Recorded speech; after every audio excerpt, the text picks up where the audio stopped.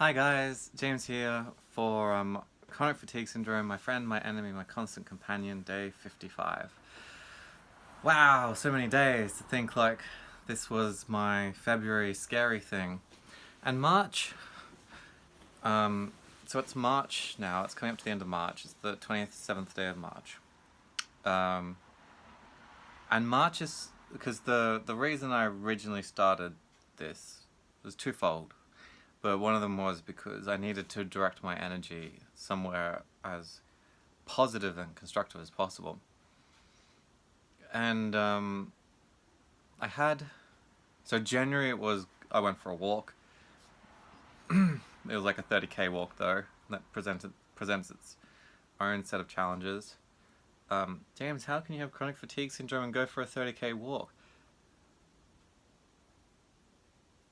I've been building up to it for a while because I can. It wasn't without its repercussions, like physically. Oh boy. At the same time, because I chose to do it, because I can, like, whatever. Because I went for that 30k walk doesn't mean I don't have chronic fatigue syndrome. It means I went and did a thing on a day that I was able to do. March was, and so February was share this with the world, and then March was going to be, like maybe offer to coach people with chronic fatigue syndrome, and or try a new business venture or something like that. And March has been over the shop. So we're 27 days into March. It's almost over.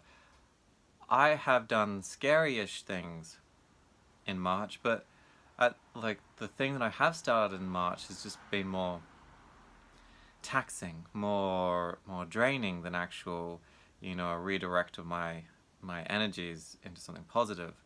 I can't redirect my energy into something that's not conducive to optimal health, because that's not how it works. Like I can stay positive and I can focus on the end goal and I can do this and that, but just with how I am at the moment, doing anything that puts an added stress that turns into a strain onto my body, whether physically or mentally, it's almost in the too much pile. I can push through, I can keep going, but I can feel it just knocking me down. So I've started one of those things in March, and I will as soon as possible drop it because I'm too old to keep doing that to myself. And it just keeps knocking me back down, and I got to rebuild. And I'll admit I'm a little bit scared, worried, concerned, mindful that I've had like, last year I was really bad, and I've gradually been able to build up my level of physicality, and the idea of dropping back down and having to restart again is a scary thought. One that I have to deal with though, and one that I have to accept may happen, and is like quite likely going to happen, just on past observations. But at the same time, I don't want to do anything that's going to speed that process up. So March has been a bit of a weird one. April, I don't know with April. The next year is a little bit fuzzy to me.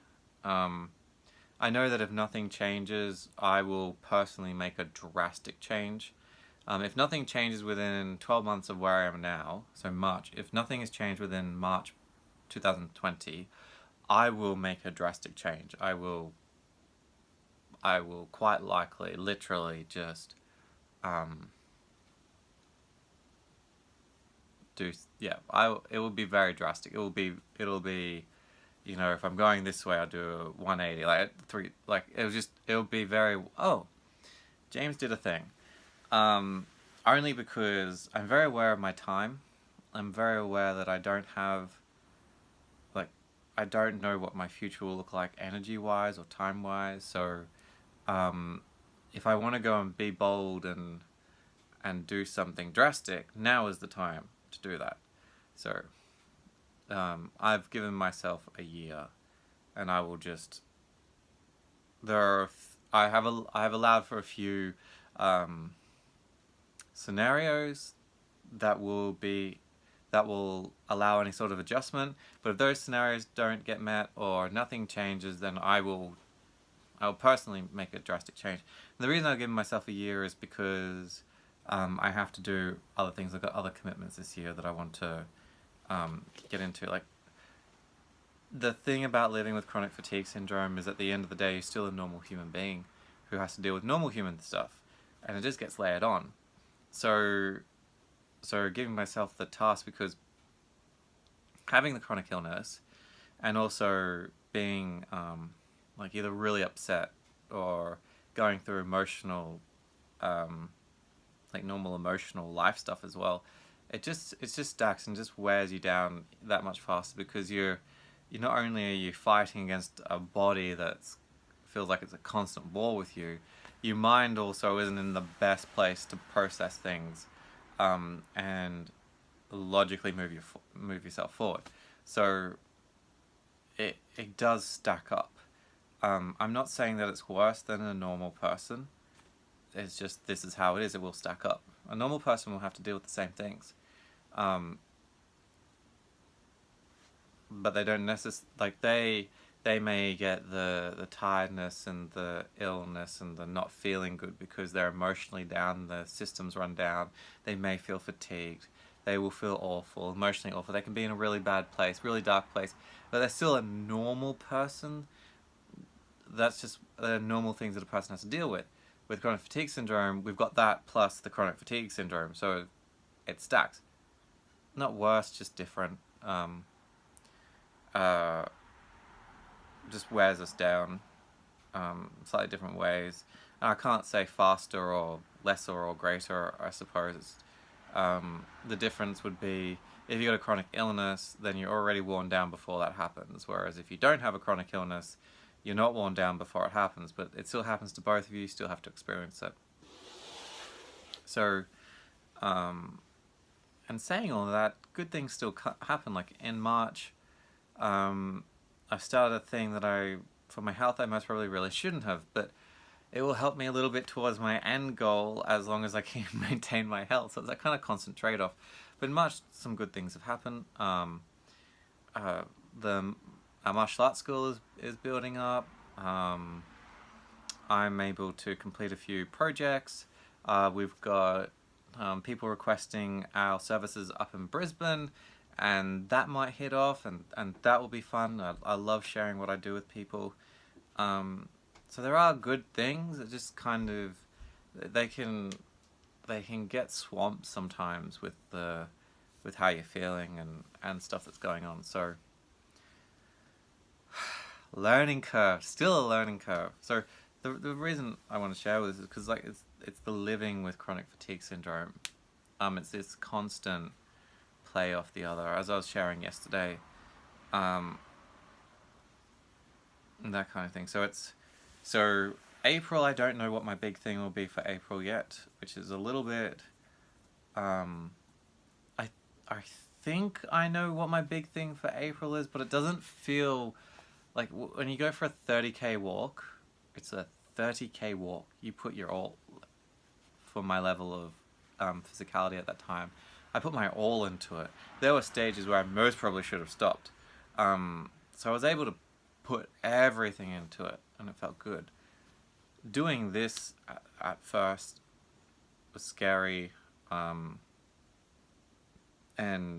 off-putting and all those kind of things. So it was big enough for me to put it into. And then March, nothing really happened. I didn't have anything that I could bite my teeth into. The big life change thing in March, even though it's big and slightly scary, it's just different. It's not scary. It's just different. It's the wrong kind of outlet for the energy. It is actually wearing me down. It's not go for it. It's not like I've got 10 orders in to make 10 new websites. Like, if I had 10 new websites, woo, that's like, oh, I could push my all into that. That's fine. That's a good outlet. I can I go nap, do a website, nap, do a website, nap, do a website. I can get it done, still put my all into it, won't wear me down the same way as this other one. So April, most probably, I will be doing a push with another business venture, which is exciting. I'm going to be able to help other businesses with improve 3 areas that they usually suffer in, and that's going to feel good. So, but I don't know if that's going to be a big enough. Yeah, so that's just like the personal aspect. So if you've got chronic fatigue syndrome, what are you doing to get out of your head? And I'll cover that in a video if I remember. Because you got to get out of your head. Because it's a prison. We live in a prison or a garden of our own making, like everyone does. Chronically ill people, not chronically ill people. You just have to be mindful of it. So thank you very much for letting me share day 55. It was kind of a round trip thing. If you've got any... sorry, wait. My brain's a million miles away, but thank you very much for letting me share day 55. Look, if you've got any questions or if you'd like to introduce yourself, please go ahead. Feel free to like, share, subscribe, notification button, and thank you very much. I hope that you guys have... so it's a Wednesday evening here. I hope you guys are having a great day, whatever time you're watching this, and thank you very much.